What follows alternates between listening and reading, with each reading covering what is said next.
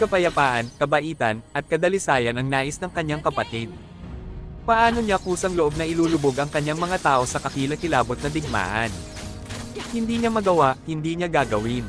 Ngunit ang digmaan ay dumarating at aalis ayon sa gusto nito, at ito ay darating ng biglaan para sa mga Moon Elves isang madaling araw na may bahid ng dugo. Ang mga tropa ng Orc Shock ay napunit sa Aegis. Ngunit hindi tulad ng mga naunang pag-atake, ang mga Orc ay tila mas mabagsik sa pagkakataong ito, na parang ipinadala sila sa isang walang kabuluhang pagnanasa sa dugo ng Dark Magic.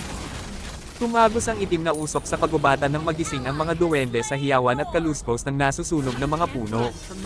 Ang malalaking haligi ng usok ay makikita mula sa direksyon ng puno ng buhay. Nandito ang digmaan. Tumakbo ka, lumabas ka sa gubat. Nawala ang ating tahanan, iligtas mo ang iyong sarili. Narinig ni Mia ang desperadong iyak, at bago pa siya makakilos, karamihan sa kanyang mga tao ay nagsisitakas na sa gulat.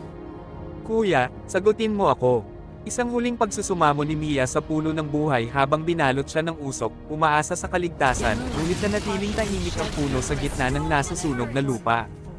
Tumingin si Mia sa kanyang tahanan, ang lugar kung saan lumabas ang unang orakulo mula sa puno ng buhay, ang lugar kung saan unang nag-ugat ang mga duwende, ang lugar kung saan ang kanilang mga sanga ay lumago sa isang mahusay na imperyo, ang lugar kung saan ang huling purong Moon Elves ay nanindigan laban sa katiwalian ng Abyss.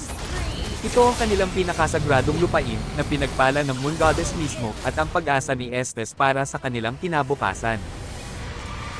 Kung gusto mo ng mga ganitong content, paki-like at follow muna ang aking page.